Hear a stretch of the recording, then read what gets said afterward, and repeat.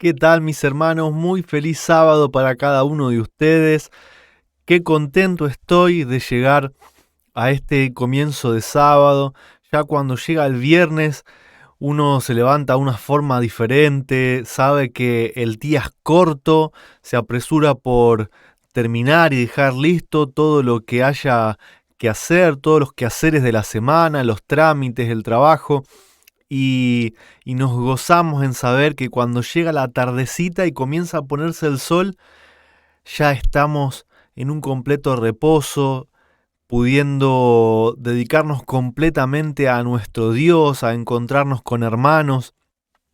Es como si me sacara un peso de encima, como si durante toda la semana uno llevara, ¿no es cierto?, una mochila, un bolso muy pesado, y llega este momento y uno se lo saca y es como que respira hondo y no sé ustedes, pero a mí me encanta ponerme tranquilo, sentarme a poder escuchar alabanzas, a poder esperar tiempo de reunión. Yo sé que a ustedes les pasa lo mismo, ya sabemos que a las 9 de la noche de Argentina, y bueno, ustedes sabrán después en cada país donde están, ya tendrán ese horario memorizado y estamos ahí esperando a que se haga la hora, comemos algo tranquilo y llega tiempo de reunión.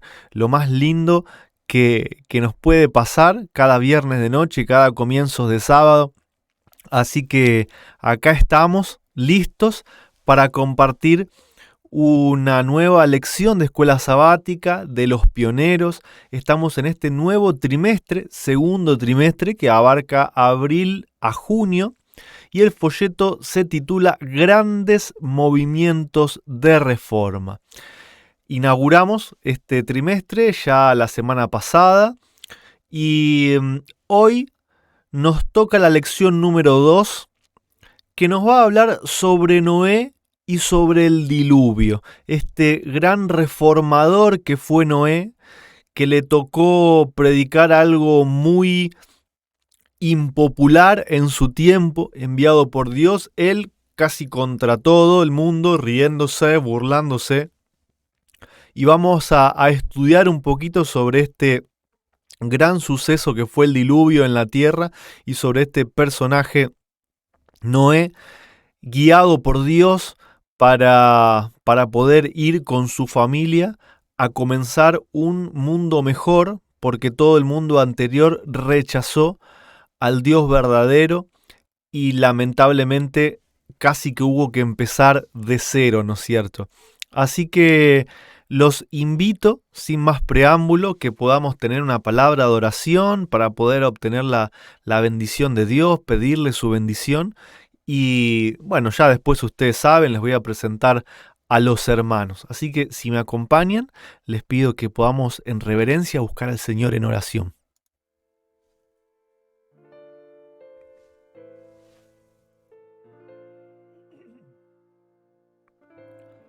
Eterno Padre que estás en el cielo, muchas gracias te damos por un sábado más que podemos estar en tu presencia, que podemos venir a alabarte, adorarte, abrir tu palabra, que podemos reunirnos también entre hermanos. Gracias por tus bendiciones, por tus cuidados. Límpianos, Señor, de toda maldad. Haznos aceptos a tu presencia. Obra en nosotros lo que nosotros no podemos hacer, Padre, y hoy especialmente te rogamos que nos ayudes a tener discernimiento, a poder entender tu palabra, poder escarbar y poder obtener todas esas preciosas perlas y tesoros que nos has dejado en la Biblia, Padre, para que podamos alimentarnos y estar cada día más fuertes espiritualmente tomados de tu mano. Gracias por todo, en el nombre de Jesús. Amén. Amén. Vamos a iniciar con el estudio de esta lección de esta semana y como siempre me acompañan los hermanos Daniel, Benjar de Argentina, Carlos Hernández de Puerto Rico y Jonathan Falcón también de Puerto Rico, y es por eso que ahora le voy a dar la bienvenida a Daniel, quien va a desarrollarnos el tema, ¿no es cierto?, las preguntas que nos propone la lección. Así que bueno, bienvenido Daniel, feliz sábado y el tiempo es tuyo.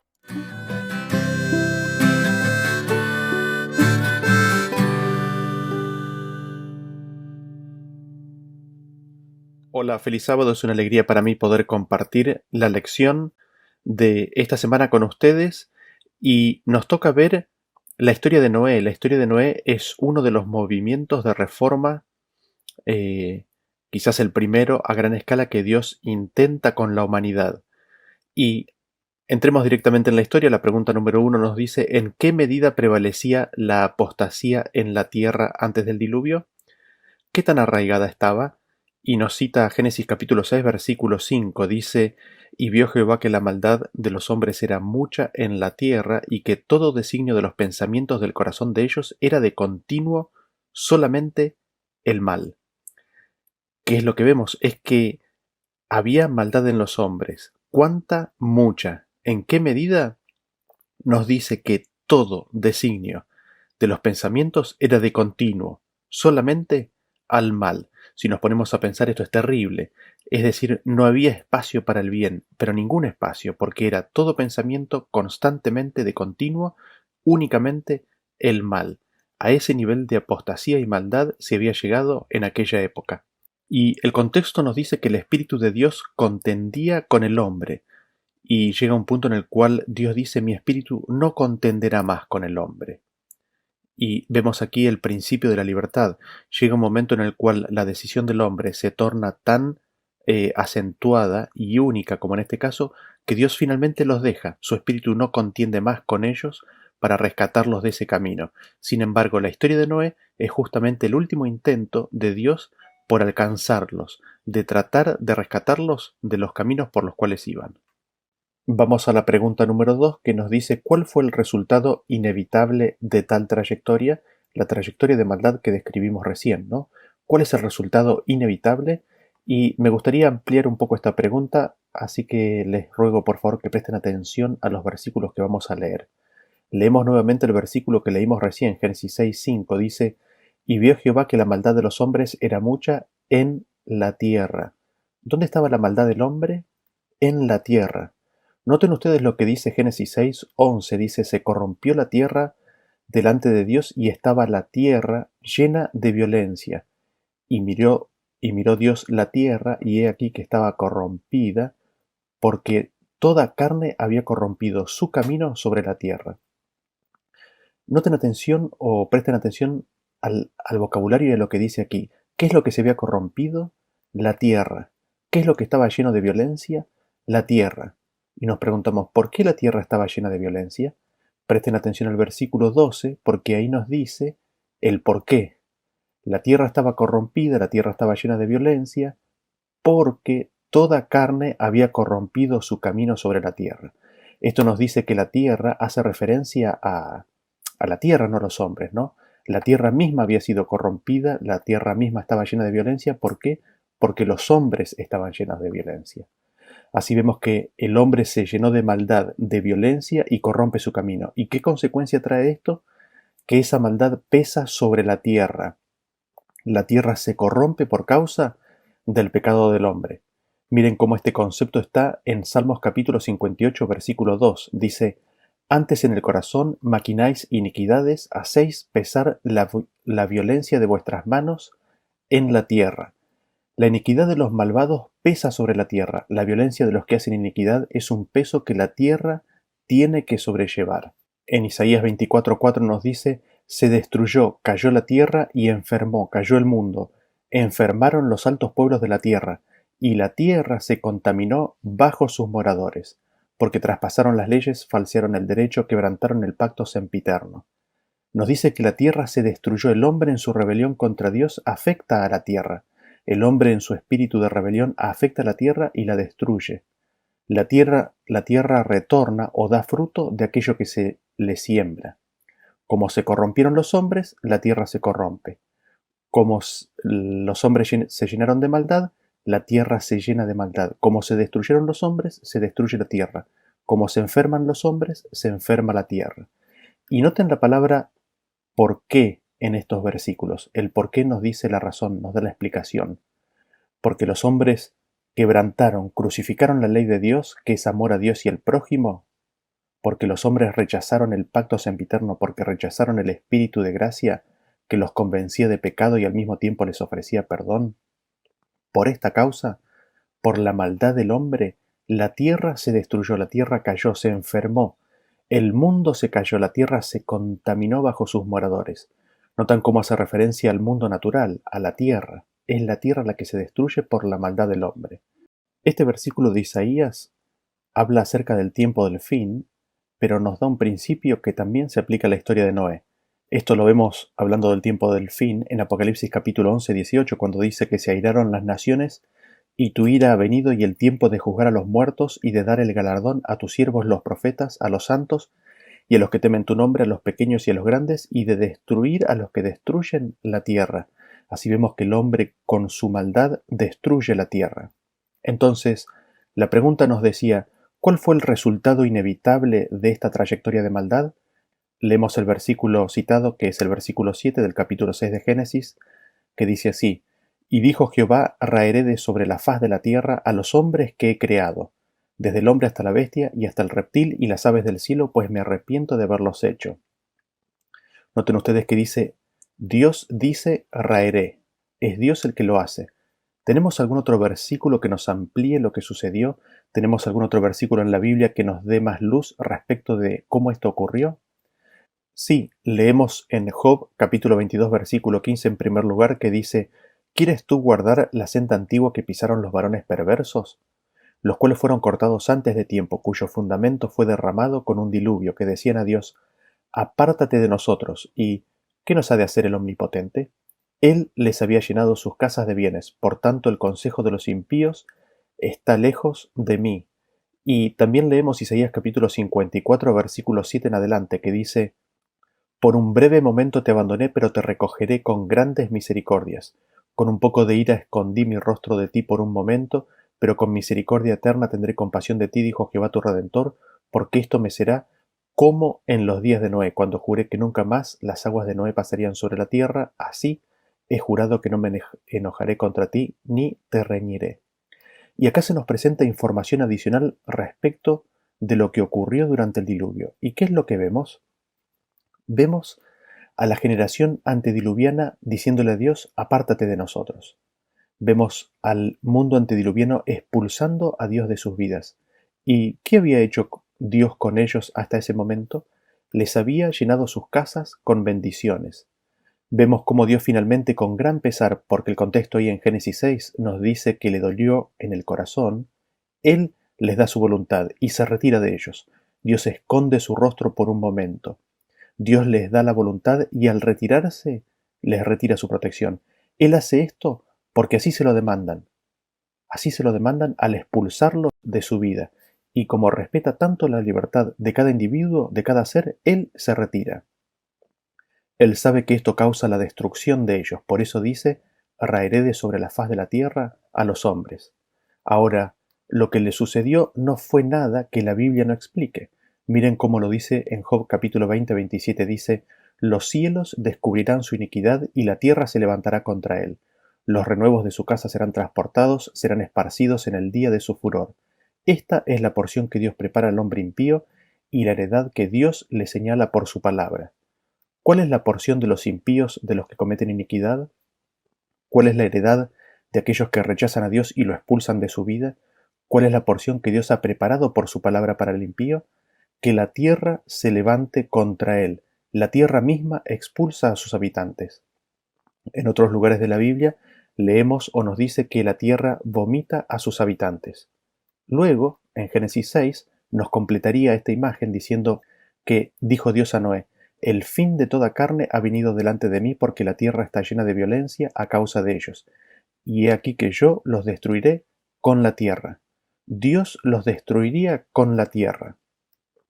La tierra se levantaría contra los impíos y toda la maldad de los impíos que estaba sobre la tierra o que estaba en la tierra caería literalmente sobre sus cabezas. Por eso después leemos en Salmos capítulo 34 a 21 que nos dice, matará al malo la maldad y los que aborrecen al justo serán asolados. Jehová redime el alma de sus siervos y no serán asolados cuantos en él confían. ¿Qué tan largo fue el periodo de prueba que se le concedió al mundo? Esa es la pregunta número 3.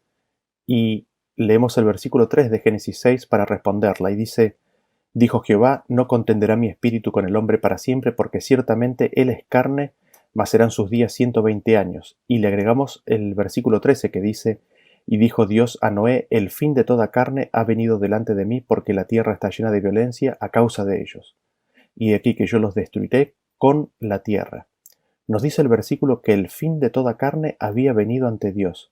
Dios ve que el hombre, en su acción de expulsarlo, en su acción de violencia, hace que la tierra se llene de violencia, porque dice que la tierra estaba llena de violencia a causa de ellos. Él ve que esto terminará destruyendo la tierra.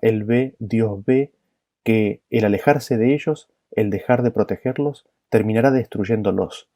Y Dios ve venir el fin de toda carne. Entonces establece un tiempo. Serán sus días, dice, 120 años. Así Dios envía a Noé, pregonero de justicia, a que advierta al mundo de lo que se venía, y manda a que se construya un arca, y que se predique, como con Nínive, la destrucción segura de todo el mundo. Si el mundo antediluviano hubiese escuchado y el arca hubiese quedado chica, el mundo no habría perecido, como por esa generación tampoco fue destruida Nínive.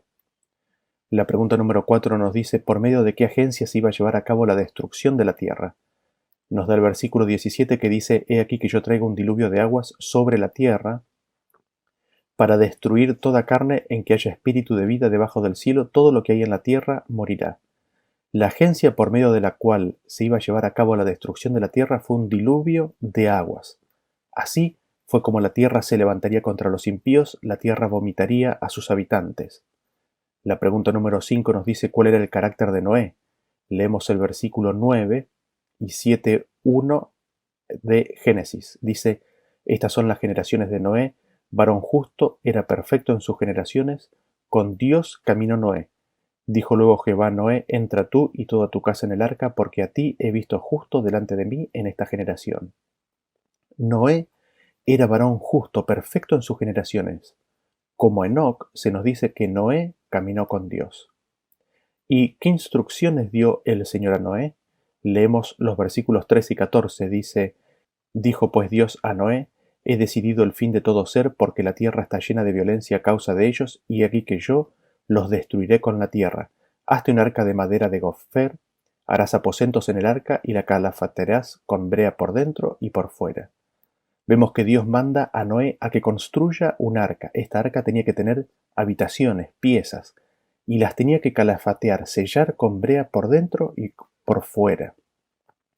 El tiempo no nos alcanza, pero después estudien el origen y el uso de la palabra calafatear y brea en el resto de las escrituras, y verán que tiene un significado de reconciliación, de rescate, de expiación. La salvación iba a venir únicamente donde hubiera reconciliación con Dios por medio de su rescate ofrecido, que es el arca, que es por medio de la predicación de Noé. Leemos la pregunta número 7 que dice: ¿Qué pacto de salvación hizo el Señor con Noé? Versículos 17 y 18. Y aquí que yo traigo un diluvio de aguas sobre la tierra para destruir toda carne en que haya espíritu de vida debajo del cielo, todo lo que hay en la tierra morirá. Mas estableceré mi pacto contigo y entrarás en el arca tú, tus hijos, tu mujer y las mujeres de tus hijos contigo. ¿Qué pacto de salvación hizo el Señor con Noé? Le prometió que iba a establecer su pacto con él, de que él iba a entrar en el arca y de que iba a ser salvo de la destrucción venidera. La pregunta número 8 nos dice cuánta pérdida de vidas hubo en el diluvio. Versículos 21 y 22 de el capítulo 7 de Génesis. Dice: Y murió toda carne que se mueve sobre la tierra, así de aves como de ganado y de bestias, y de todo reptil que se arrastra sobre la tierra, y todo hombre. Todo lo que tenía aliento de espíritu de vida en sus narices, todo lo que había en la tierra, murió. Así vemos que absolutamente todo murió, menos aquellos que estaban dentro del arca. La pregunta 9 nos dice: ¿quiénes escaparon de la destrucción general? Versículo 23 comparece con 1 Pedro 3:20. Dice: Así fue destruido todo ser que vivía sobre la faz de la tierra, desde el hombre hasta la bestia, los reptiles y las aves del cielo, y fueron raídos de la tierra, y quedó solamente Noé y los que con él estaban en el arca. Primera de Pedro 3:20 nos dice: los que en otro tiempo desobedecieron cuando una vez se esperaba la paciencia de Dios en los días de Noé, mientras se preparaba el arca, en la cual pocas personas, es decir, 8, fueron salvadas por agua. Así vemos que solamente aquellos que entraron al arca, Noé y su familia, fueron salvos de la destrucción por el diluvio de aguas. Vamos a la pregunta número 10, que dice: ¿qué predicó Noé como salvación de la destrucción inminente? Y tenemos a 2 de Pedro capítulo 2 versículo 5, dice: y si no perdonó al mundo antiguo, sino que guardó a Noé, pregonero de justicia, con otras 7 personas, trayendo el diluvio sobre el mundo de los impíos. Nosotros vemos que Noé pregonó justicia, Noé pregonó la justicia de Dios como salvación de la destrucción inminente. Y nos preguntamos, ¿qué es la justicia de Dios? A varios versículos, pero leamos 2.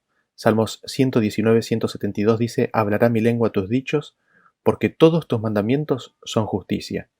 Después, hablando de Jesús, en Salmos 40, 10 nos dice: no encubrí tu justicia dentro de mi corazón, he publicado tu fidelidad y tu salvación, no oculté tu misericordia y tu verdad en grande asamblea. La justicia de Dios es su ley, sus mandamientos. La justicia de Dios es la vida, la forma de ser de Dios. La justicia de Dios fue vivida en carne humana por Cristo. Él tenía grabado en su corazón los mandamientos de Dios, la ley de Dios. Y esto se manifestó en la vida de Cristo. Él publicaba la fidelidad de Dios, él publicaba la salvación de Dios. Él no podía ocultar la misericordia de Dios y la verdad de Dios. Así vemos que Noé predicó e instó al mundo a reconciliarse con Dios y a guardar sus mandamientos. Noé declaró la verdad de Dios al anunciar que Dios no los libraría de la destrucción si no entraban en el arca. Noé declaró la misericordia de Dios al anunciar vida para el que aceptara la reconciliación, para el que aceptara entrar en el arca de la salvación. Así, Noé publicó, anunció y dio a conocer la salvación de Dios. Así fue como Noé fue pregonero de justicia. Así es como Noé predicó salvación de la destrucción venidera. La pregunta número 11 nos dice: ¿cuál es la explicación de la obediencia de Noé y de su salvación de la destrucción? Hebreos 11:7 nos dice: por la fe Noé, cuando fue advertido por Dios acerca de las cosas que aún no se veían, con temor preparó el arca en que su casa se salvase, y por esa fe condenó al mundo y fue hecho heredero de la justicia que viene por la fe. ¿Cuál es la explicación de la obediencia de Noé? Su fe, o la fe. Noé y su familia creyeron a la palabra de Dios, recibieron la palabra de Dios, la atesoraron en su corazón y por ella prepararon un arca. Y la pregunta 12 nos dice: ¿y de qué se convirtió heredero? Noé viene a ser heredero de la justicia que viene por la fe. Noé viene a ser heredero de la justicia por la fe que moraba en él. Así Noé recibe por herencia la justicia que pregonó. Así Noé recibe la verdad, la misericordia, la salvación y la fidelidad de Dios que él pregonó. ¿Y cómo la recibe? Construyendo el arca y entrando en ella. Gracias por habernos acompañado hasta ahora. Continuamos con la próxima sección. Hasta luego.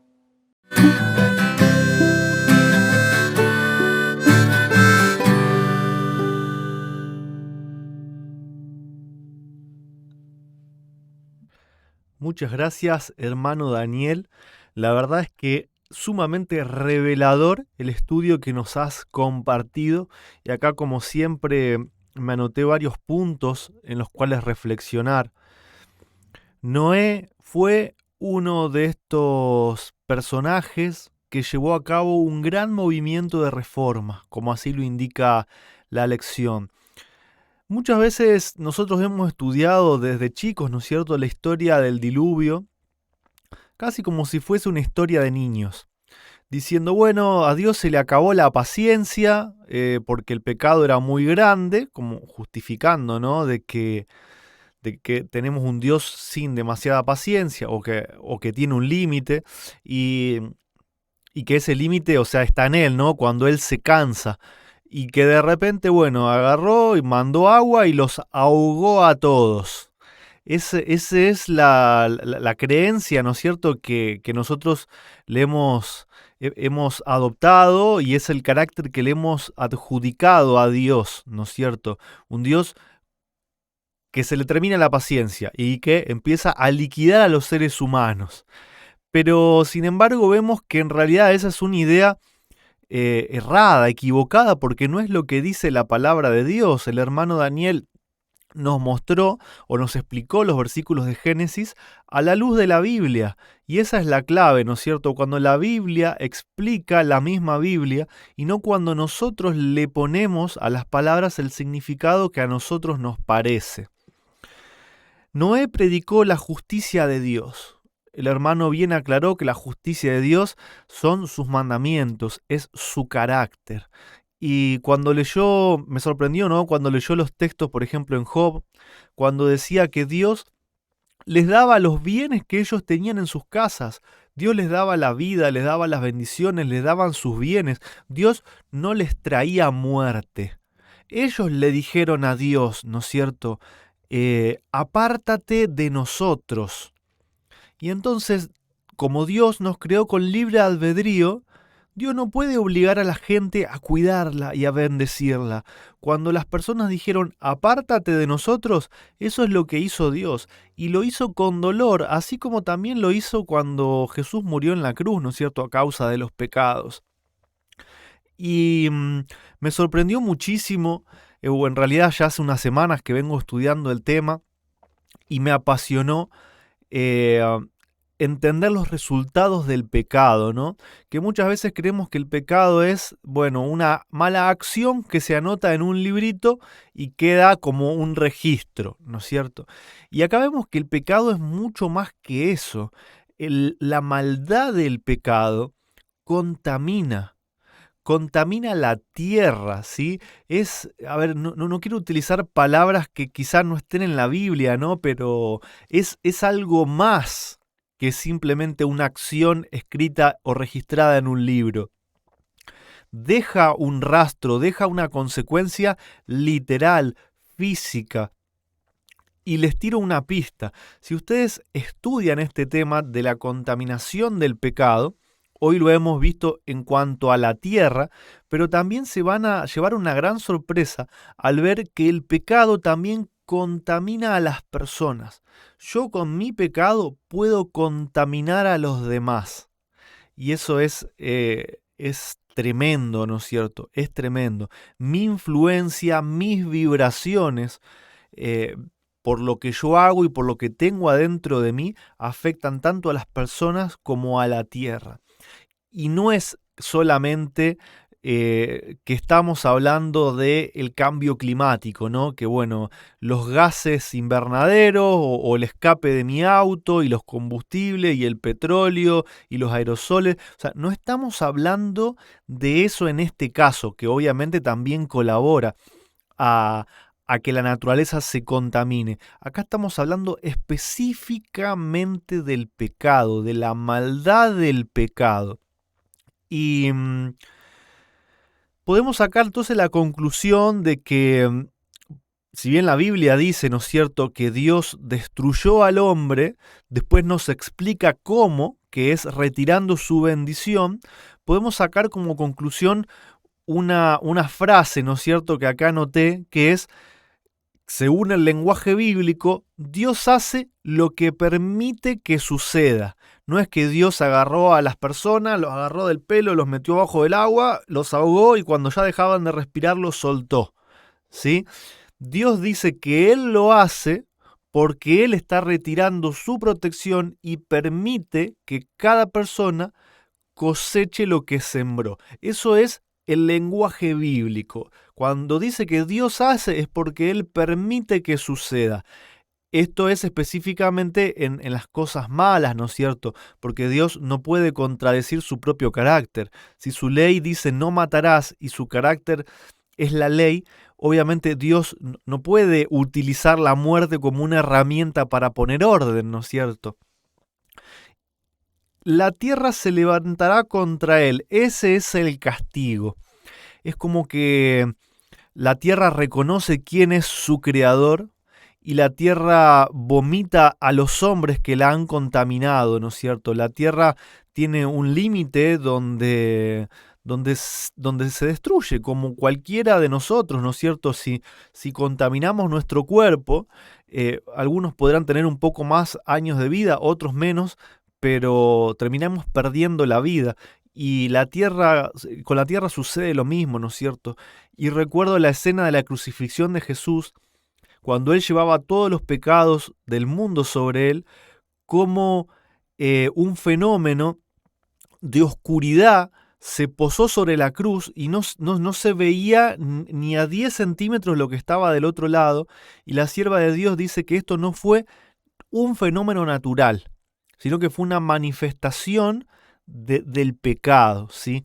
Y a partir de ahora eso nos abre eh, varias aristas para entender cosas que han sucedido, ¿no es cierto? Y que están registradas en la Biblia.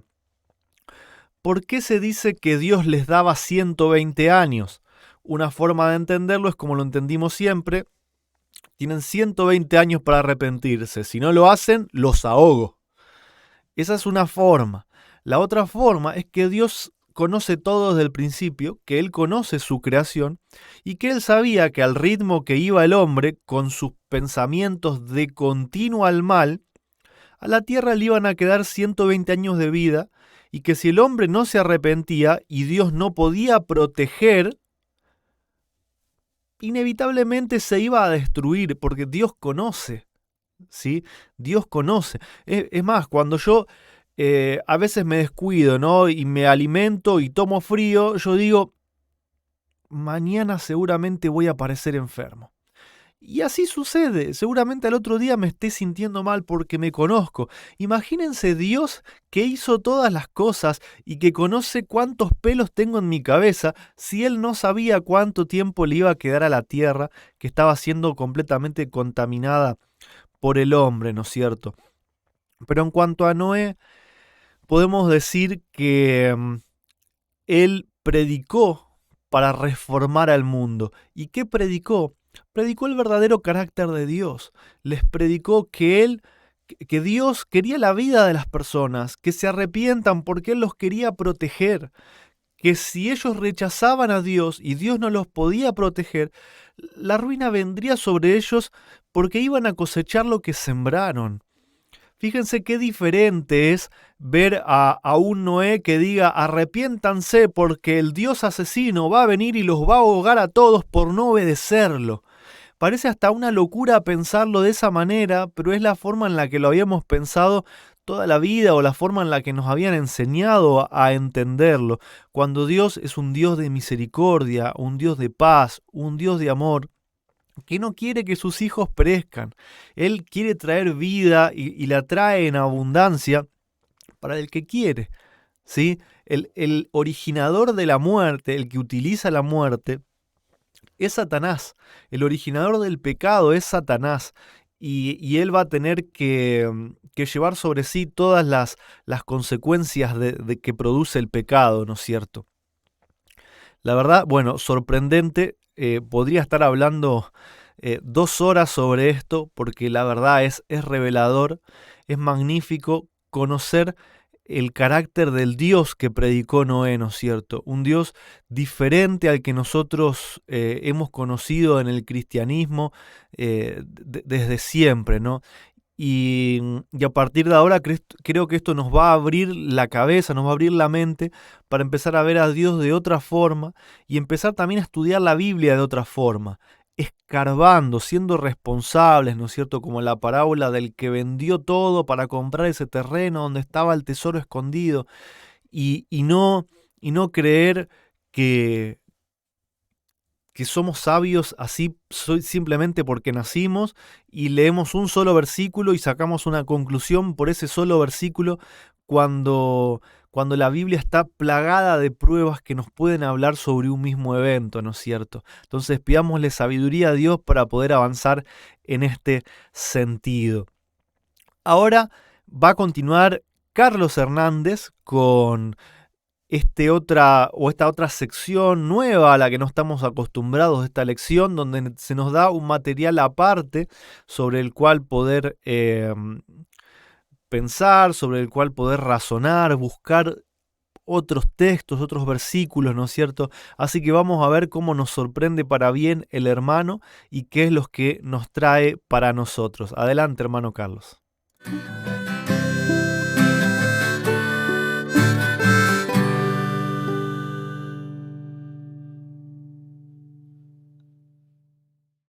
Bendiciones, hermanos, Dios les bendiga. Es para mí un gozo nuevamente estar compartiendo con cada uno de ustedes en estas lecciones, ¿verdad? De los pioneros. La lección para esta semana que se titula El diluvio y la predicación de Noé. A mí me tocó la segunda parte, la parte de sugerencias para un estudio adicional. Eso es lo que yo voy a estar compartiendo. Y la primera pregunta dice: ¿qué paralelismo se ha establecido en las escrituras entre la destrucción del mundo en la época de Noé y en el último día?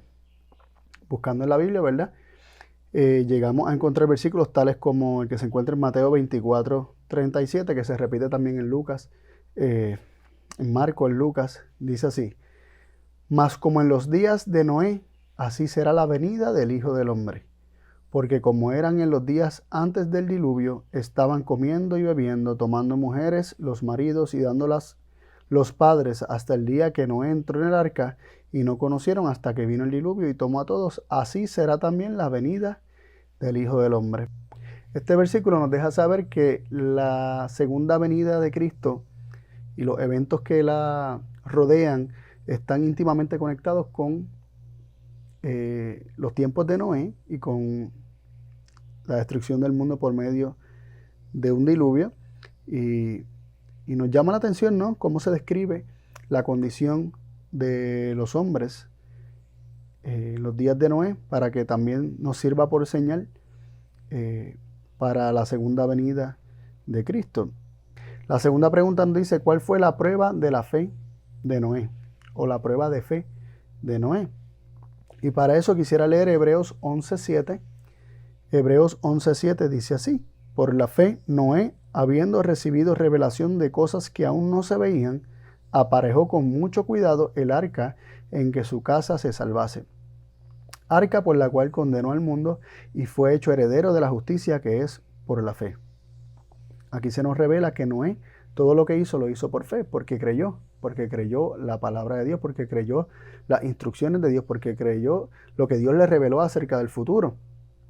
Él lo creyó, y como lo creyó, siguió al pie de la letra todas las instrucciones que Dios le dio concerniente al arca. Dice que la construyó con cuidado. ¿Con cuidado de qué? Con cuidado de seguir palabra por palabra las instrucciones de Dios.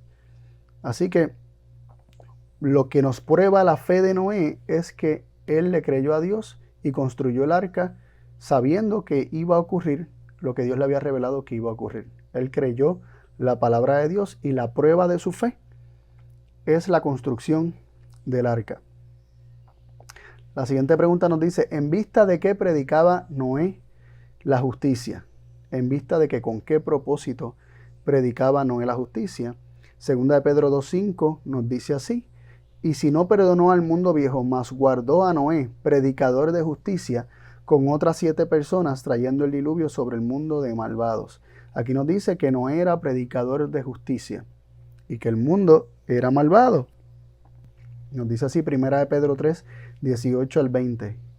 Porque también el Cristo padeció una vez por los pecados, el justo por los injustos, para llevarnos a Dios, siendo a la verdad muerto en la carne, pero vivificado en espíritu, en el cual también fue y predicó a los espíritus encarcelados, los cuales en el tiempo pasado fueron desobedientes, cuando una vez se esperaba la paciencia de Dios en los días de Noé, cuando se aparejaba el arca, en la cual pocas, es a saber, 8 personas, fueron salvas por agua. Este versículo es muy interesante. Primero nos comienza hablando acerca de Cristo, que fue vivificado en espíritu. Dice que muerto en la carne, pero vivificado en espíritu. Y luego dice en el cual, en el espíritu que lo vivificó. Dice en ese espíritu en el cual también fue y predicó a los espíritus encarcelados. ¿Qué espíritus encarcelados? Sigue diciendo, los cuales en el tiempo pasado fueron desobedientes. Está diciendo que Cristo le predicó a espíritus encarcelados en tiempos pasados cuando fueron desobedientes. Y ¿Y cuándo fue esto? ¿Cuándo fue que Cristo fue en el Espíritu y predicó a los espíritus encarcelados? Dice, cuando una vez se esperaba la paciencia de Dios en los días de Noé. Así que Cristo en el Espíritu predicó a espíritus encarcelados que eran desobedientes cuando se esperaba la paciencia de Dios en los días de Noé. ¿Y durante qué tiempo estuvo Cristo predicando?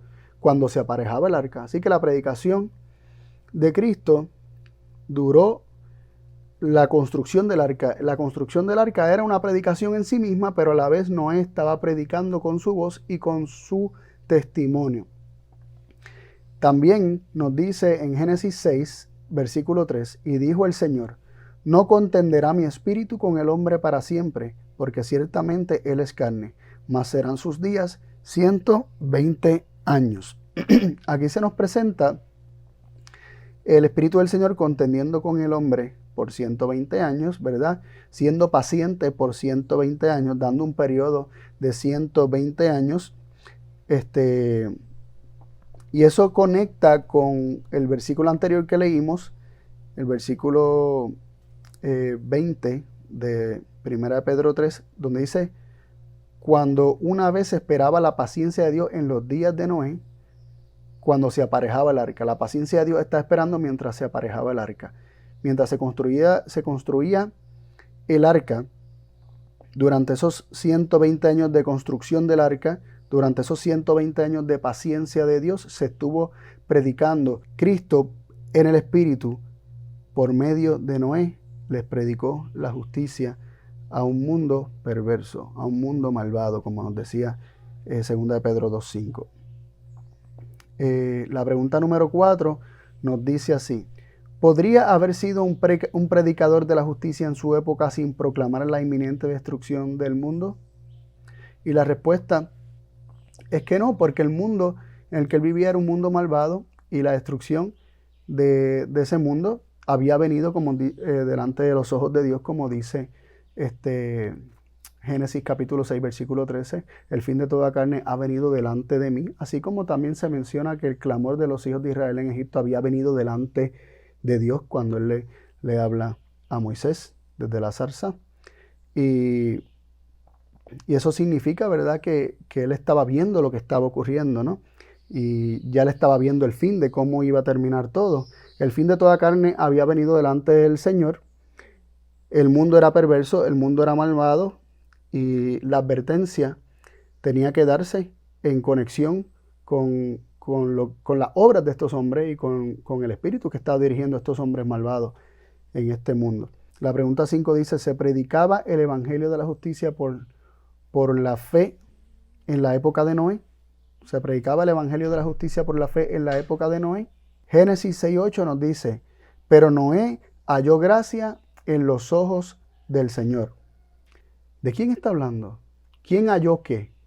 Nosotros muchas veces leemos este versículo como si Dios hubiese encontrado algo en Noé. Como si Dios hubiese mirado a Noé diferente a como miraba al resto de los hombres. Como si Dios hubiese hallado algo en Noé para favorecerlo a él. Como si Noé hubiese sido justo. Y entonces, porque Noé fue justo por sí mismo, entonces Dios se fijó en él. Cuando realmente el versículo nos está diciendo que Noé fue quien halló gracia. Él halló, él encontró, él se fijó, él notó, él descubrió en los ojos de Dios que había gracia en los ojos de Dios, que había gracia para dar. Noé halló gracia en los ojos de Dios. Noé se dio cuenta que Dios era el benefactor de la raza humana. Noé se dio cuenta que Dios era quien había estado bendiciéndolos tanto y el mundo estaba rechazando a ese Dios que estaba lleno de gracia para dar. Y el versículo que sigue, el 9 de Génesis 6, dice, estas son las generaciones de Noé. Noé, varón justo, perfecto fue en sus generaciones, con Dios anduvo Noé. Y después de que dice que Noé fue varón justo, perfecto en sus generaciones, hay un punto y una coma, sugiriendo que lo que sigue es una explicación. Dice, con Dios anduvo Noé. Y esto no es el efecto, sino la causa.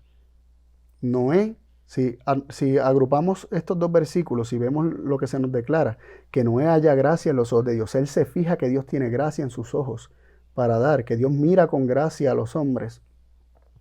Noé halla esa gracia, Noé se da cuenta de esa gracia, Noé entonces decide andar con Dios, y en ese andar con Dios Noé llega a ser varón justo y perfecto.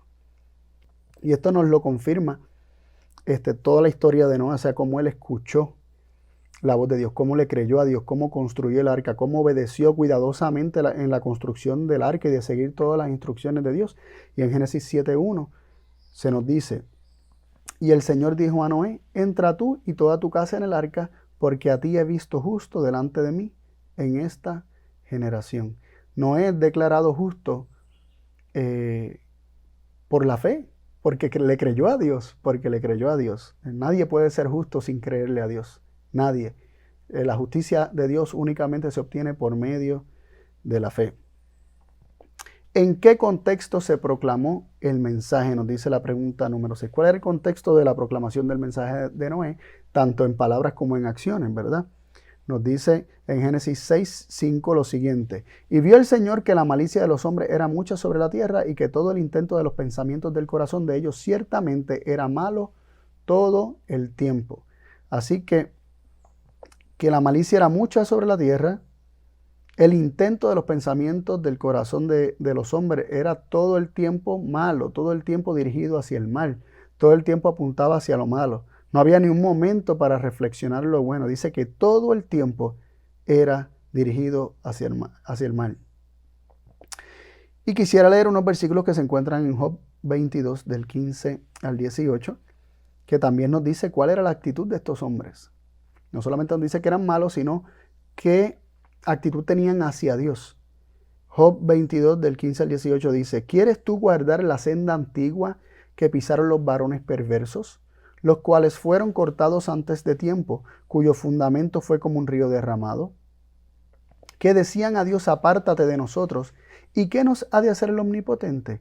Él les había llenado sus casas de bienes, por tanto el consejo de ellos lejos sea de mí. Aquí tenemos en tiempos de Job, tiempos previos a Abraham, posiblemente una o dos generaciones antes de Abraham, que está hablando de hombres antiguos que perecieron o que fueron cortados antes de tiempo, cuyo fundamento fue derramado como un río. Otras versiones, como la Biblia del Jubileo, lo traduce: cuyo fundamento fue derramado con un diluvio, y la Nueva Versión Internacional dice: perdieron la vida antes de tiempo, un diluvio arrasó sus cimientos. Está hablando de los antediluvianos, de esa generación que fue destruida por agua, que eran los antiguos para los tiempos de Job.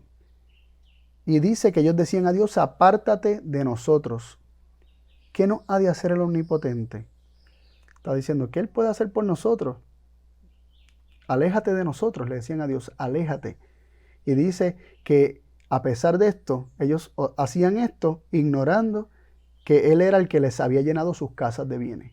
Él era el que había tenido gracia para con ellos, pero ellos le decían: apártate de nosotros. No quisieron reconocer su gracia, pero Noé halló gracia. Noé se dio cuenta que Dios tenía gracia para dar.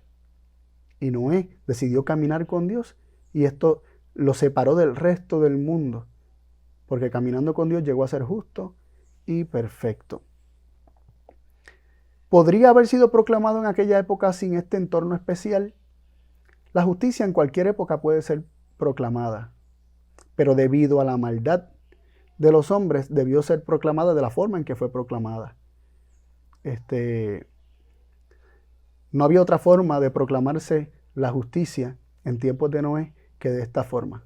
Y la justicia por la fe fue proclamada al punto que todos pudieron verla. Todos pudieron verla, porque nadie pudo ignorar el arca, que era el fruto de la justicia por la fe. ¿Y cuál es la lección de esto para nuestro tiempo y nuestro mensaje? Sí, como comenzamos, como en los días de Noé. Como en los días de Noé. Dios está hoy teniendo gracia para con los hombres. Y nosotros, ¿cómo vamos a mirar a Dios? ¿Vamos a mirar a Dios y hallar gracia en sus ojos y saber que Él tiene gracia para dar?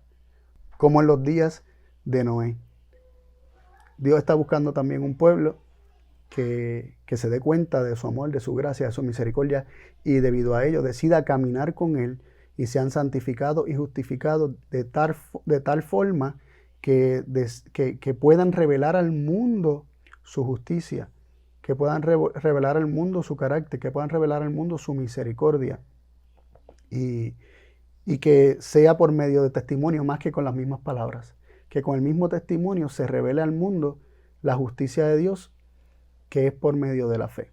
Así que hasta aquí mi parte. Dios les bendiga mucho. Un abrazo a todos. Bendiciones.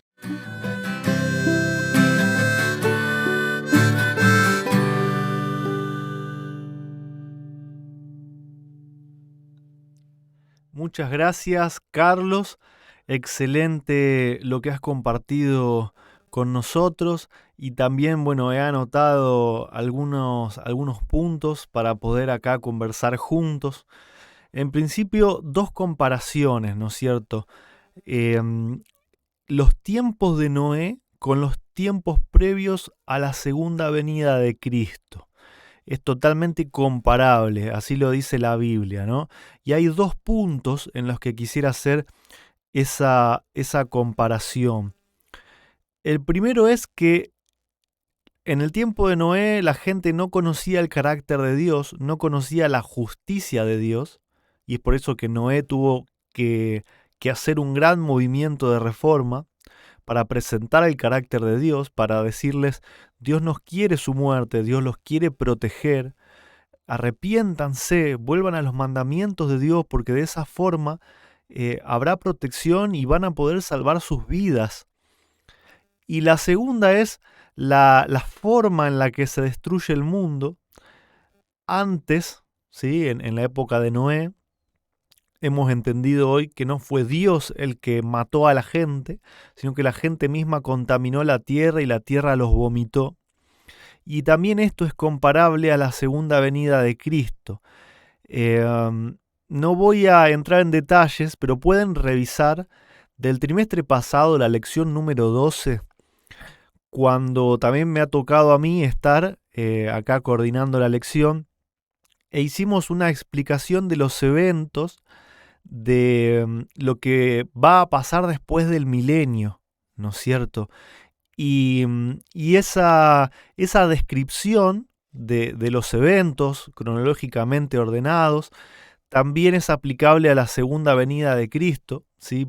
Los invito a que también puedan estudiar este tema, y próximamente vamos a estar hablando más también sobre esto, donde tenemos a un Dios que no le interesa la muerte de la gente. Él lo puede hacer, Él tiene derecho a hacerlo, pero no está dentro de su carácter. Dios no asesina a personas, Dios no utiliza la muerte como una herramienta para poner orden.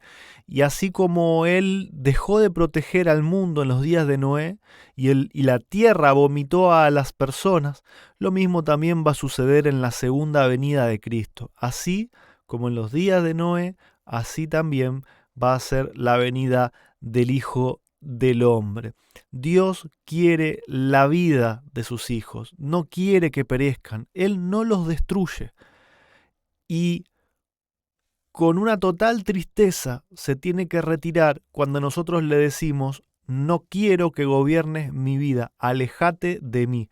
Y entonces Dios lo hace, y después mira con mucha tristeza y con mucho horror cómo el hombre termina destruyéndose a sí mismo, cómo termina destruyendo la tierra y cómo la tierra termina vomitando a todos los seres humanos. Y así como pasó en la antigüedad, va a volver a suceder. Otro punto que el hermano Carlos también recalcó de lo que dijo Daniel, y lo guardé para esta ocasión, es que Noé es heredero de la justicia por la fe. Noé fue un hombre justo delante de Dios, no porque no hubiera pecado, ¿sí? Porque de hecho también tenemos registro de que después del diluvio se emborrachó y a causa también de sus acciones, uno de sus hijos toma después un camino muy triste en la vida. ¿Qué significa ser justo delante de Dios? Que Noé conoció el carácter de Dios y que Noé se entregó a Dios, que Noé se entregó a su protección, que Noé obedeció a Dios, que se mantuvo dentro de sus mandamientos y que cuando tuvo errores se refugió en la justicia de Cristo. Esto es lo que entendió Noé y es lo que le predicó al mundo, y es el mensaje que también nosotros, como reformadores en este tiempo debemos predicar al mundo que podemos escondernos en Cristo, pero que Cristo después actúa en nosotros, obra en nosotros y nos ayuda a abandonar el pecado. ¿Cómo estaremos cerca de ser como Noé? Debemos hacer lo que Noé hizo, lo que Enoc hizo, caminar con Dios, mantenernos dentro de un ambiente donde poder crecer espiritualmente, para que Dios pueda actuar en nosotros a través de Cristo, y que también podamos ser como Noé, herederos de la justicia por la fe, pero también que Dios nos pueda utilizar para para que podamos hacer grandes movimientos de reforma en nuestro tiempo, así como lo hizo Noé, que podamos predicar al mundo sobre la justicia de Cristo y sobre el carácter, el amor y la misericordia de Dios, y una paciencia que no se agota si nosotros no lo echamos, si nosotros no lo despedimos. Ese es el Dios que tenemos, un Dios de amor, un Dios que su fundamento es el amor y la misericordia. Hemos llegado, mejor dicho, a la última sección de este programa, que son las perlas escogidas. Estoy muy, pero muy deseoso de poder escuchar ahora al hermano Jonathan Falcón para ver qué nos puede traer o qué nos ha traído con respecto a todas estas cosas sorprendentes que hoy hemos visto, pero habladas ahora a través de Elena G. de White, la mensajera del Señor. Así que adelante, hermano, el tiempo es tuyo.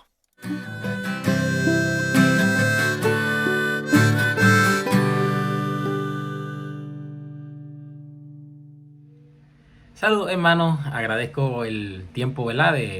Como siempre, de poder reunirnos juntos acá, aunque sea virtualmente, confiado, ¿no?, que el Señor ha de bendecirnos por medio de su revelación.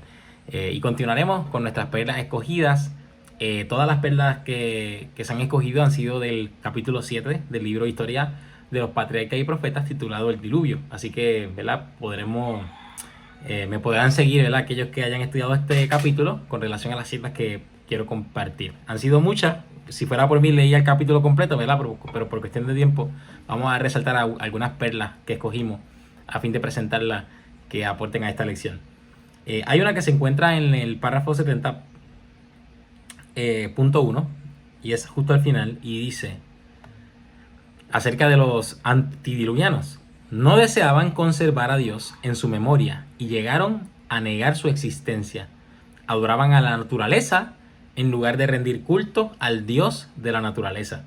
Glorificaban al ingenio humano, adoraban las obras de sus propias manos y enseñaban a sus hijos a postrarse ante imágenes esculpidas. Y de esta cita lo más que me llamó la atención no fue el aspecto de las imágenes esculpidas, sino el hecho de que ellos, en lugar de glorificar al Dios de la naturaleza, glorificaban a la naturaleza. En lugar de glorificar al Dios creador, glorificaban a las criaturas. Y entre las criaturas o la naturaleza que hace referencia esta cita, hace referencia a que glorificaban al ingenio humano. O sea, muchos de nosotros asumimos, o tenemos esta costumbre de asumir, podríamos decir, la gloria que corresponde solo a Dios.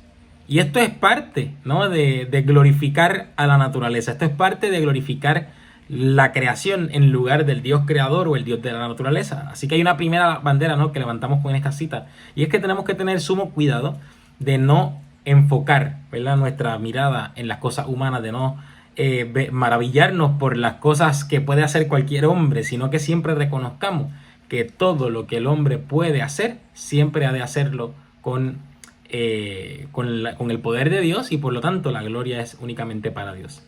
En el párrafo 4 de la página 70 dice acerca de este tema: es una ley del espíritu humano que nos hacemos semejantes al objeto que contemplamos. El hombre no se elevará más allá de sus conceptos acerca de la verdad, la pureza y la santidad. Y me detengo. Hay una realidad que está diciendo el texto, y tenemos un texto bíblico que establece, ¿no?, que si contemplamos a cara descubierta la gloria de Dios, seremos transformados a la misma imagen por el Espíritu del Señor. ¿Verdad? Y sobre esta cita ella también está mencionando que no solamente aplica a lo que es de Dios. Si nosotros evidentemente contemplamos a Dios a cara descubierta, seremos transformados por el Espíritu del Señor a la misma imagen de Dios. Sin embargo, nos hacemos semejantes a lo que contemplemos. Si nosotros contemplamos a un Dios falso, si nosotros contemplamos algo distinto, la realidad es que nos vamos a convertir en aquel objeto que contemplamos. Mira lo que dice al final. Los adoradores de falsos dioses revestían a sus deidades de cualidades y pasiones humanas y reflejaban así sus normas de carácter a la semejanza de la humanidad pecaminosa. Como resultado lógico, se corrompieron. ¿Sabe? Que tenemos que tener cuidado, inclusive a Dios, no solamente a cualquier persona. Nosotros podemos estar adorando un falso Dios, ¿verdad? Nosotros podemos estar pensando que Dios es distinto a lo que verdaderamente la palabra revela. Y quizás podemos ser engañados y decimos, no, todos nosotros creemos en la Biblia, todos nosotros creemos en el mismo Dios. Pero la realidad es que aunque utilicemos el mismo documento, en este caso la Biblia, cada cual le puede dar interpretación, ¿verdad? Como entienda. Y tenemos que tener mucho cuidado de no revestir a Dios o a cualquier deidad, de no revestir a Dios de cualidades y pasiones humanas que reflejen las normas humanas, carácter a la semejanza de la humanidad pecaminosa. Hay un consejo, ¿no? Que tengamos cuidado de no rebajar a Dios a las normas de nuestro carácter, a las normas de las pasiones humanas y nuestras cualidades. En el párrafo 71.3 comienza diciendo que el mundo estaba en su infancia, y esta cita la tienen en la lección. Dice, no obstante, la iniquidad del género humano se había hecho tan profunda y general que Dios no pudo soportarla más. Y me retumbaba esta palabra, ¿no? Que Dios no pudo soportarla más. ¿Acaso Dios no tenía la capacidad, ¿verdad?, de soportarla? ¿Por qué Dios no pudo? Le resultó muy pesado para soportar, ¿no? Y la realidad es que tenemos en la Biblia, ¿no?, que establece que en efecto a Dios le pesó mucho en el corazón. Le pesó mucho en el corazón el pecado de la humanidad. Pero más allá de que si Dios tenía capacidad o no para sostenerla, ¿no? Como si fuera una persona que levanta pesa y pudiera soportar el pecado o no. Se trata también de que el ser humano ya su corazón estaba de continuo al mal. Ya el ser humano había recibido amonestaciones y no quería escuchar la voz de Dios. Todos sus pensamientos, como dice la Escritura, todos eran de continuo al mal. Así que él no pudo soportarlo más porque el ser humano no quiso que fuera soportado más. Y el mismo, ¿verdad?, este mismo capítulo, aunque no voy a entrar en el detalle en la cita, pero pueden leerlo. Si el pueblo antediluviano hubiera respondido al llamado de Dios mediante Noé, Dios lo hubiera perdonado de la misma forma que perdonó a Nínive. Dios hubiera seguido sosteniendo a ellos. Dios hubiera seguido soportando a cada uno de ellos. Pero ellos no quisieron. Ellos decidieron, ¿no?, que Dios se apartara de ellos y rechazaron totalmente a Dios. Así que Dios no pudo soportar más. ¿Por qué razón? Porque ellos no querían ser soportados por Dios. Ellos no querían que Dios los soportara más. Finales de párrafo 1 de la página 72 dice: se hizo todo lo humanamente posible para que la obra quedara perfecta, haciendo referencia al arca. Sin embargo, el arca por sí no hubiera podido soportar la tempestad que vendría sobre la tierra. Únicamente Dios podía guardar a sus siervos de las aguas borrascosas, ¿verdad? Podemos sentirnos engañados de que si nosotros obramos la palabra de Dios tal cual lo dice la Escritura, que depende de nosotros si tenemos éxito o no en cuanto a nuestra vida y en cuanto a nuestra espiritualidad. Pero lo que me dice la Escritura es que a pesar de que Noé guardó, ¿verdad?, perfectamente, siendo el constructor, el maestro constructor de la obra que Dios diseñó, utilizó los materiales que Dios le dijo, utilizó todo, o sea, las instrucciones al pie de la letra, el arca por sí misma no iba a poder resistir, lo que implica que, como quiera, a pesar de que Noé había hecho todo lo que Dios había dicho, la salvación, la protección dependía como quiera totalmente de Dios. Nada dependía a la obra de Noé. ¿Cuál fue la obra de Noé? Creer en la palabra de Dios. Evidentemente, la obra de Noé de construir el arca era una respuesta a la fe, era una respuesta a creer la palabra de Dios. Pero a final de cuentas nos dice esta cita que en efecto era de Dios el proteger a Noé, era el de Dios el de otorgar la salvación a él y a su familia. Y dice un poquito más adelante, en el próximo párrafo 2, por la fe Noé, cuando fue advertido por Dios acerca de cosas que aún no se veían, con temor preparó el arca en que su casa se salvaría, y por esa fe condenó al mundo y fue hecho heredero de la justicia que viene por la fe. Hebreos 11:7. Mientras Noé daba al mundo su mensaje de amonestación, sus obras demostraban su sinceridad. Así se perfeccionó y manifestó su fe. Dio al mundo el ejemplo de creer exactamente lo que Dios dice. Todo lo que poseía lo invirtió en el arca. Cuando empezó a construir aquel inmenso barco en tierra seca, multitudes vinieron de todos los rumbos a ver aquella extraña escena y oír las palabras serias y fervientes de aquel singular predicador. Cada martillazo dado en la construcción del arca era un testimonio para la gente. Y esto me llamó la atención cuando Noé cree en la palabra de Dios, Noé responde a la palabra de Dios, Noé invierte todo lo que tenía para la construcción de esta arca. Y eso es fe. Fe es tener certeza de la palabra de Dios, porque la fe viene por el oír la palabra de Dios. Noé creyó fielmente la palabra de Dios e invirtió todo lo que tenía a fin de cumplir lo que establece la palabra de Dios. Y yo creo que nosotros, ¿verdad?, fácilmente podemos asociar el arca a la salvación. Y yo creo que Dios ha tratado, o Dios está buscando, no es que puedan dar martillazos, no es que puedan obrar conforme a lo que conocen que es de Dios. A Noé que puedan de alguna manera invertir todos sus recursos, así sea, para la salvación de un alma. Todos sus recursos. Noé invirtió todos sus recursos y se salvó él y su familia, y mucha gente se perdió. Pero Noé invirtió todo lo que tenía, así fuera, para salvar a uno solo. Y de la misma forma Dios busca a Noé, de la que puedan invertir todo lo que tengan a fin de salvar más almas. Así hizo Dios, ¿verdad? Envió a su hijo, así sea por un solo alma. Invirtió todo lo que tenía, ¿verdad? Entregó todo lo que tenía, así sea por uno. Y sigue diciendo la cita en el próximo párrafo, párrafo 3. Al principio pareció que muchos recibían la advertencia, sin embargo no se volvieron a Dios con verdadero arrepentimiento. No quisieron renunciar a sus pecados. Y brinco un poquito más adelante. Durante el tiempo que precedió al diluvio, su fe fue probada. Pero ellos no resistieron esa prueba. Vencidos por la incredulidad reinante, se unieron a sus antiguos compañeros para rechazar el solemne mensaje. Algunos estaban profundamente convencidos, y escuchen bien esto, y hubieran atendido la amonestación, pero eran tantos que se mofaban y lo ridiculizaban, que terminaron por participar del mismo espíritu. Resistieron a las invitaciones de la misericordia y pronto se hallaron entre los más atrevidos e insolentes burladores, que pues nadie es tan desenfrenado ni se hunde tanto en el pecado como los que una vez conocieron la luz, pero resistieron el espíritu que convence de pecado. Tenemos que tener mucho cuidado de dejarnos llevar por la voz de la mayoría. Dejarnos de llevar porque fulano dijo esto o porque fulano dijo lo otro, porque al final de cuentas, aunque al principio puede ser que estemos siendo conmovidos por la verdadera palabra de Dios, las voces de las mayorías pueden llevarnos a rechazar el mensaje del Evangelio de Dios, nos pueden llevar a rechazar la verdad de Dios que nos va a salvar. Así que tenemos que tener mucho cuidado con eso. Y como dice, aquellos que gustamos la palabra de Dios y resistimos a ella, en algún punto nos convertimos en los más atrevidos, insolentes, burladores. Así que tenemos que tener mucho cuidado. Sigue diciendo, no todos los hombres de aquella generación eran idólatras en el sentido estricto de la palabra. Muchos profesaban ser adoradores de Dios. Alegaban que sus ídolos eran imágenes de la deidad y que por medio del pueblo podía formarse una concepción más clara del ser divino. Así que tenemos que tener mucho cuidado. Mira lo que dice en el párrafo 2 de la página 73. A medida que el pecado se generalizaba, les parecía cada vez menos grave y terminaron por declarar que la ley divina ya no estaba en vigor, que era contrario al carácter de Dios castigar la transgresión, y negaron que sus juicios se harían sentir en la tierra. Yo creo que esto es un extremo grave, ¿no? ¿Y cuál es el extremo? El pensar que el pecado no es grave, que el pecado no tiene consecuencias. El pensar que uno puede seguir pecando y al final de cuentas nada va a pasar, que podemos vivir como querramos porque independientemente todos hemos, ¿verdad?, de ser salvos, ¿no? O que no ha de pasarnos absolutamente nada.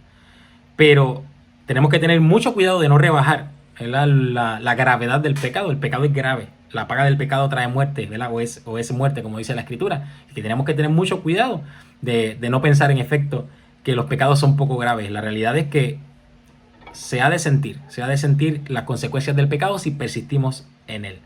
Y ya que me queda poco tiempo, leo esta última parte, ¿no?, que quiero leerles de la página 74, párrafo 2 y párrafo 3. El mundo antediluviano razonaba que las leyes de la naturaleza habían sido estables durante muchos siglos. Las estaciones habían sucedido una y otra en orden. Hasta entonces nunca había llovido. La tierra había sido regada por una niebla o el rocío. Los ríos nunca habían salido de sus cauces, sino que habían llevado sus aguas libremente hacia el mar. Leyes fijas habían mantenido las aguas dentro de sus límites naturales. Pero estos razonadores no reconocían la mano del que había detenido las aguas, diciendo: hasta aquí llegarás y no pasarás adelante. Y con esto termino, y es Dios fue quien le puso al mar estatuto para que no traspasaran el mandamiento, como dice el texto. Y esto me recuerda, ¿no?, a la mano de Dios por medio de ángeles que se presentan en la Escritura. Porque la Biblia dice, ¿verdad?, acerca de este evento del diluvio, que así como los días de Noé, así serán los días de la venida del Hijo del Hombre. Se presentan unos ángeles que están a los cuatro vientos reteniendo, ¿no? Reteniendo, ¿verdad?, los vientos para que no destruyan la tierra. No podemos dejar de reconocer que hay un Dios que tiene una mano reteniendo la destrucción. Hay un Dios que tenía la mano reteniendo la destrucción del diluvio, que soltó, ¿verdad?, como vimos en la historia. Y hoy día también Dios está reteniendo la destrucción que naturalmente pudiera caer sobre nosotros por causa del pecado. Reconozcamos el poder de Dios y que podamos siempre reconocer la voz de Dios, reconocer la voluntad de Dios, responder a ella, a fin de que podamos ser guiados a arrepentimiento. Que Dios les bendiga.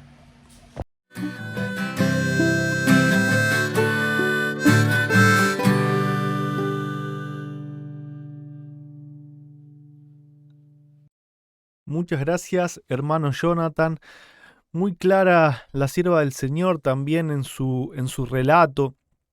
Es la verdad que es sorprendente ver cómo en relativamente poco tiempo, yo sé que hasta Enoc había 7 generaciones, sumémosle un par más, habían olvidado completamente a Dios, siendo que vivían 900, casi 1000 años algunas personas. Adán vivió 930 y pico, si no mal no recuerdo. Matusalén 960 y tantos. La mayoría de las personas por lo menos vivían 700, 800, 900 años. Y teniendo el testimonio de Dios y de todo lo que había hecho por ellos y todo lo que hacía por ellos, cómo habían olvidado a Dios, ya no lo reconocían, lo negaban, ¿no? Adoraban la naturaleza, adoraban sus propias creaciones y bueno, todo se resume, ¿no?, en el texto que dice: sus pensamientos iban de continuo al mal. Habían olvidado completamente el carácter de Dios. Y voy a hacer algo que generalmente no hago, pero hay una cita que no puedo dejar pasar de la sierva del Señor, que quiero leérselas. Y es una cita que nos va a aclarar muchísimo en cuanto a cómo Dios actuó en el diluvio, o por lo menos en cómo no actuó. Yo sé que esto puede sonar raro, pero acompáñenme y van a entender. La cita dice así, ¿no? Antes de la primera venida de Cristo, el pecado de rehusar ajustarse a la ley de Dios se había extendido ampliamente. O sea, habían rechazado la ley de Dios, el carácter de Dios. Aparentemente el poder de Satanás iba en aumento. Su guerra contra el cielo se estaba haciendo más y más decidida. Se había llegado a una crisis. Con intenso interés, los ángeles celestiales observaban los movimientos de Dios. Y acá, ¿no?, es donde los ángeles se empiezan a preguntar y donde nosotros tenemos que entender el contexto. Los ángeles no conocían el mal, no conocían lo que era el pecado. Y ahora de repente alguien se rebelaba contra Dios. Primero Satanás, ahora un mundo entero se rebelaba contra Dios. Y los ángeles no solamente no conocían el pecado, sino que no conocían a Dios actuando frente al pecado. Y fíjense lo que ellos se preguntan. Dice: ¿descendería de su lugar para castigar a los habitantes del mundo por su iniquidad? ¿Enviaría fuego o un diluvio para destruirlos? Esto es lo que los ángeles se preguntaban, ¿no? ¿Dios los va a destruir? ¿Va a usar fuego o va a usar un diluvio? Todo el cielo esperaba la orden de su comandante para derramar las copas de la ira sobre un mundo rebelde. Una palabra de él, una señal, y el mundo habría sido destruido. Los mundos no caídos habrían dicho: amén, tú eres justo, oh Dios, porque exterminaste la rebelión. O sea, Dios lo podría haber hecho. Los demás le hubiesen dicho amén porque Dios tenía el derecho de destruirlos. Podía venir con fuego, podía venir con un diluvio, podía hacer lo que Él quisiera y le hubiesen dicho amén. Sin embargo, miren lo que dice la sierva de Dios, que cuando todo el mundo esperaba una orden, una señal para que Dios destruyera el mundo, ¿qué hizo Dios? Pero de tal manera amó Dios al mundo que ha dado a su Hijo unigénito, para que todo aquel que en Él cree no se pierda, mas tenga vida eterna. Dios podría haber enviado a su Hijo a condenar, pero lo envió a salvar. Cristo vino como un redentor. No hay palabras para describir el efecto de esta decisión sobre los ángeles celestiales. Con asombro y admiración, solo podían exclamar: «Esto es amor». Sabiendo que Dios podría haber destruido al mundo con un diluvio, con fuego, que tenía el derecho a hacerlo, Dios decide enviar a su Hijo para salvar al mundo y no para destruirlo. Esto es lo que nos demuestra que Dios quiere la vida del ser humano, no quiere la muerte. No vino a destruirlo con un diluvio. El ser humano se destruyó a sí mismo, hizo que la tierra lo vomitara por todo lo que la contaminó con el pecado. Y me quedo con lo que decía el hermano Jonathan, ¿no? Y hago esta pregunta a modo de llamado. ¿Quién está dispuesto a dar todo para predicar sobre este Dios de amor? ¿Quién está dispuesto a dar todo para producir un gran movimiento de reforma, así como lo hizo Noé y lo hicieron otros grandes personajes que vamos a analizar a lo largo de toda esta lección? ¿Quién está dispuesto a dar su tiempo, su dinero, sus propiedades, sus influencias? Todo lo que uno es. ¿Quién está dispuesto a darlo todo para la salvación de un alma? Para que un alma pueda conocer el verdadero carácter de Dios, pueda conocer la justicia de Dios y pueda encontrar salvación al abrigo de Dios, a la protección de Dios. ¿Cuántos estamos dispuestos? Los dejo con esa pregunta para que podamos meditar durante todo este sábado. Es algo muy personal que cada uno tiene que poder decidir. No hagamos, o mi deseo por lo menos, que no hagamos como el joven rico, ¿no? Que cuando le tocaron el bolsillo se dio media vuelta y se fue, ¿no? ¿Cuántos estamos dispuestos a darlo absolutamente todo para que el mundo conozca el verdadero carácter de Dios y producir un verdadero gran movimiento de reforma? Feliz sábado para cada uno de ustedes, hermanos. Bendiciones y hasta el próximo viernes. Los invito a que podamos terminar con una oración y después sí ya damos por terminado este programa.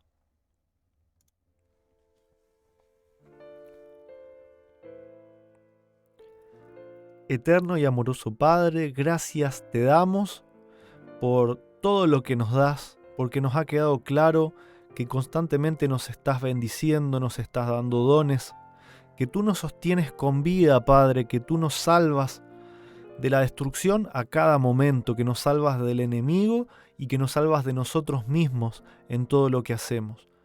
Ayúdanos, Padre, a poder conocerte mejor, a poder rechazar esta idea que durante tanto tiempo hemos abrigado, Padre, que tú tienes una paciencia con límites y que estarías dispuesto a destruirnos cuando se te acabe esa paciencia. Sabemos que esta es una idea que Satanás ha implantado en el ser humano para que te rechacemos, para que te desconozcamos, pero ahora vemos, Padre, que toda esta luz está abierta a nosotros en tu palabra y te rogamos que nos ayudes a aceptarla, a comprenderla y por sobre todo, Padre, que nos des la fuerza, la sabiduría, el discernimiento también para estar dispuestos a darte a conocer ante todo el mundo que también tiene fecha de vencimiento, así como lo tenía el mundo antediluviano. Tú sabes, Padre, cuán poco le queda a esto y sabemos, hoy entendemos que quieres nuestra vida, que quieres nuestra salvación y te rogamos que nos ayudes a poder ir rápidamente, diligentemente a contarles a otros, Padre, para que también puedan estar bajo tu protección, bajo tu amor, bajo tu misericordia, y que no perezcan en la destrucción de este mundo cuando el pecado lleve a la naturaleza allá a su límite y la tierra vuelva a vomitarnos a todos los seres humanos, excepto a los que estemos bajo tu cuidado, así como lo estuvieron los que entraron en el arca. Perdona nuestras iniquidades, nuestros pecados, te lo pedimos sin merecer nada, en el nombre de Jesús. Amén. Ahora sí, hermanos, hasta la próxima, hasta el próximo viernes, bendiciones. No olviden sumarse mañana a las distintas transmisiones de los hermanos que llevan adelante algún estudio, como sé que el hermano Carlos lo hace, como también Leandro, como también Arturo. Así que los esperamos también. Durante lo que va a ser la semana de Pascua, ahí hemos estado dando ya las invitaciones con los horarios. Vamos a tener 9 días de temas excelentes que van a tener que ver con esto, con el conocimiento del verdadero carácter de Dios. 9 temas imperdibles, uno por día, todas las noches. Así que recuerden agendárselo y poder invitar a todos sus conocidos y poder repartir estas invitaciones a todo el mundo para que les demos también la oportunidad de que ellos puedan conocer el verdadero carácter de Dios. Hasta la próxima.